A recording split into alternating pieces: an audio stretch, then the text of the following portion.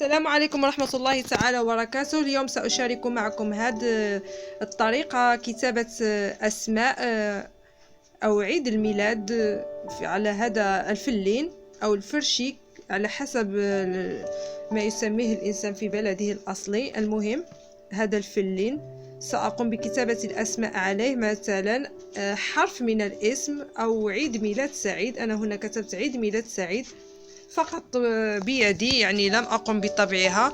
يمكن لمن لا يعرف كتابة الأسماء يمكن القيام بطباعتها ثم يقوم بكتابتها على هذا الفلين ويقوم بتقطيعها بواسطة القطاع أو الكيتور أو المقص. المهم هذه هي الطريقة، إن شاء الله نشارك معكم. أنا هنا فقط كتبتها بيدي خط اليد. هذه هي الطريقة سهلة وبسيطة، ثم سأقوم بتقطيعها وبتلوينها وسأريكم النتيجة النهائية في آخر فيديو. تابعوا معي الطريقة.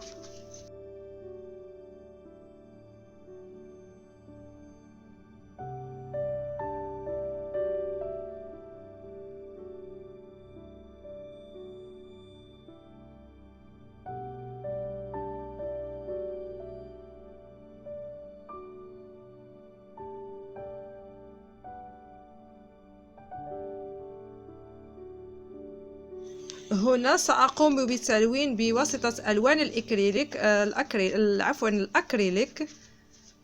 هذه المواد هذه خاصة بالرسم وخاصة لتلوين الديكورات معروفين.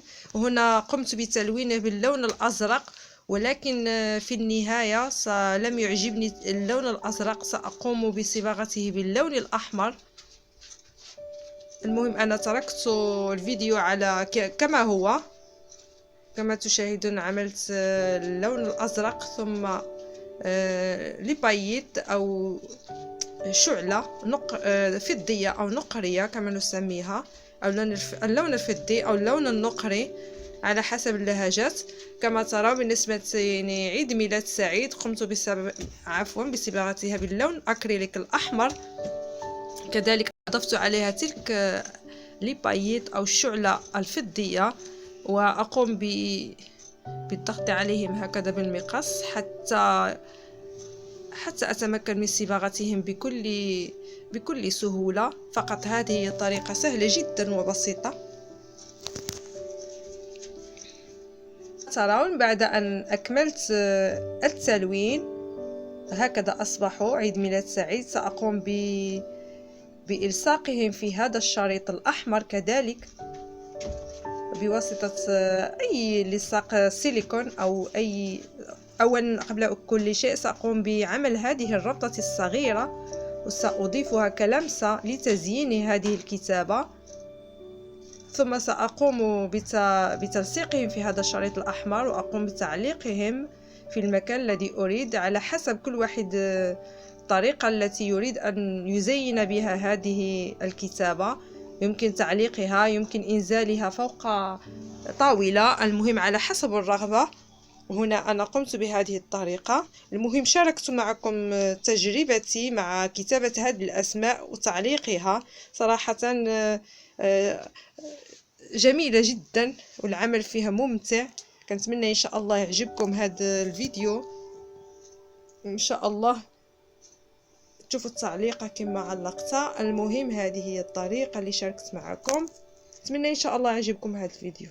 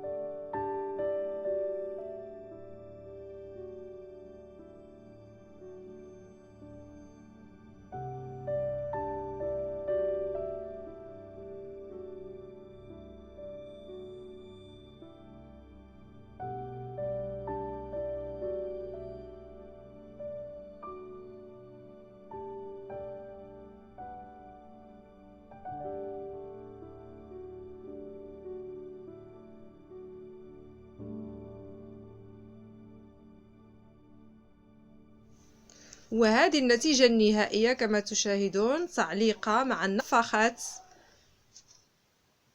بهذه الطريقة. عيد ميلاد سعيد، والاسم حرف من الاسم M. المهم طريقة سهلة وممتعة جدا.